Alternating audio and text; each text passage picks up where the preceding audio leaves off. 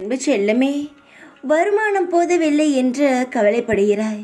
இரவு முழுவதும் தூக்கம் இல்லாமல் நம் அடுத்த நாள் என்ன செய்ய போகிறோம்? வாழ்க்கையில் இன்றைய நாள்தான் இப்படி முடிந்துவிட்டது. ஆனால் நாளை விடியும் பொழுது நல்ல ஒரு எதிர்காலம் இருக்குமா? நமக்கு தேவையான வருமானம் வருமா என்று இப்படியே யோசித்து கொண்டு இரவு பொழுதையும் தூங்காமல் கழித்து விடுகிறார். என்னுடைய தங்கத்திற்கு வருமானம் போதவில்லை.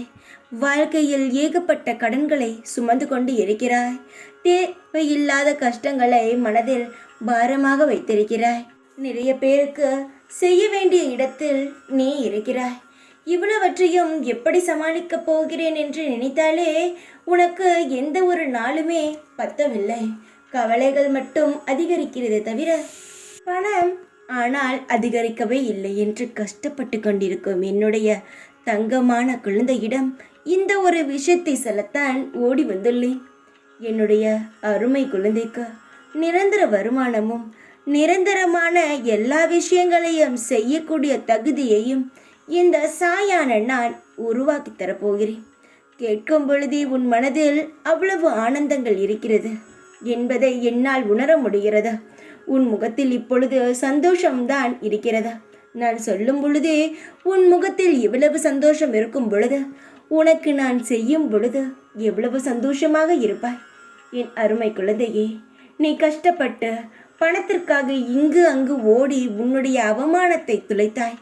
ஆனால் இனி அந்த பணமானது லக்ஷ்மி தேவியான செல்வ செழிப்புகள் உன் கையில் வந்து விளையாட போகிறதா? நான் உனக்கு ஒரு வார்த்தை சொன்னால் அது நிச்சயமாக என்ற ஒரு நாள் பலிக்கும். அதை தான் இப்பொழுது சொல்கிறேன்.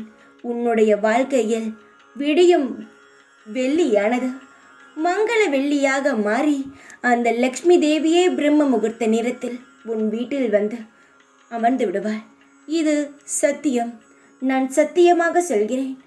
விடிய காலம்பர பிரம்ம முகூர்த்த நேரத்தில் ஒரு விளக்கை மற்றும் ஏற்ற நாளை உனக்கான பதில்கள் அனைத்தையும் நாளைக்குள் நீ தெரிந்து கொள்வாய். உன் கஷ்ட காலங்கள் எல்லாம் முடிந்து வசந்தமாக வாழக்கூடிய நாட்கள் வந்துவிட்டது.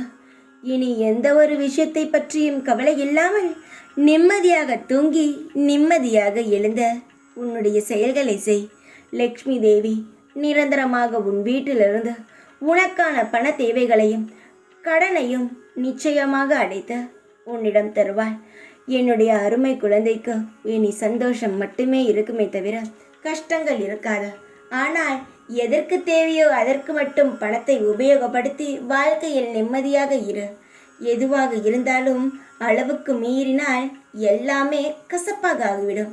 எதுவாக இருந்தாலும் பார்த்து நிதானமாக செய். தைரியமாக இரு. எப்பொழுதும் இந்த சாய் உன் கூடவே தான் இருப்பேன். ஓம் சாய்ராம்.